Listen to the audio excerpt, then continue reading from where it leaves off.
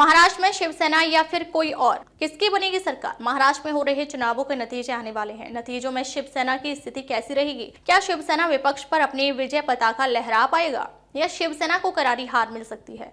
इस बात का विश्लेषण हम शिवसेना की स्थापना कुंडली से करेंगे। दिनांक 19 जून 1966 को प्रातः 9:30 बजे मुंबई में बाला साहेब ठाकरे जी ने बिना मुहूर्त के ही मात्र एक नारियल फोड़कर शिवसेना संगठन की स्थापना की थी। धीरे धीरे यह संगठन राजनीति में भी सक्रिय रहा और तब से अब तक महाराष्ट्र के अधिकतर लोगों की जान और शान के रूप में जाना जाता है। इस कुंडली के माध्यम से हम देखते हैं कि आगामी चुनावों में शिवसेना के धुरंधर अपनी सीट बचा पाएंगे या नहीं।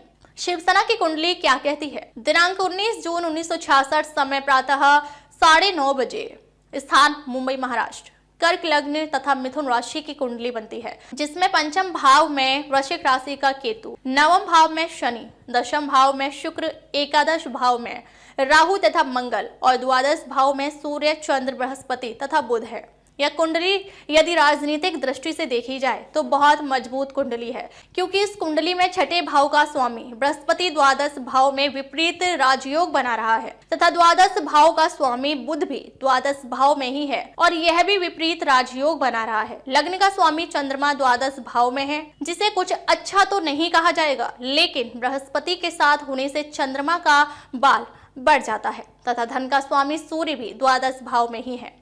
इन चारों ग्रहों की 7वीं दृष्टि छठे भाव पर पड़ रही है और यह मित्र और स्वराशि की दृष्टि पड़ रही है। सूर्य की दृष्टि छठे भाव में अग्नि तत्व की राशि में पड़ना शत्रु विजय के लिए एक अच्छा चिन्ह माना जाएगा तथा बृहस्पति का अपनी राशि पर दृष्टि होना भी शत्रुओं पर विजय प्राप्ति के योग बताता है। इसके अलावा दशम भाव, जहां से सरकार को देखा जाता है, वहां का स्वामी मंगल एकादश भाव में राहु के साथ है और मंगल की 8वीं दृष्टि भी छठे भाव पर है। अग्नि तत्व के ग्रह की दृष्टि जब अग्नि तत्व की राशि पर पड़ती है तो लाभ देती है, अर्थात इस योग से शत्रुओं पर विजय प्राप्ति के योग बन रहे हैं। मंगल पंचम तथा दशम भाव का स्वामी है और योग कारक ग्रह है। दशम भाव का स्वामी जब राहु के साथ हो तो राहु राजनीति में असामान्य सफलता प्रदान करता है। इसके अलावा यदि छठा भाव, जिसे शत्रु भाव कहा जाता है, वहां पर हम देखें तो 5 ग्रहों की दृष्टि है, जिसके कारण शत्रु पक्ष पर विजय प्राप्ति के प्रबल योग बन रहे हैं। निष्कर्ष, दशा अंतरदशा के अनुसार निष्कर्ष निकाले। बुध महादशा में चंद्रमा की अंतरदशा सितंबर 2025 तक है। चंद्रमा द्वादश भाव में है तथा छठे भाव को देख रहा है।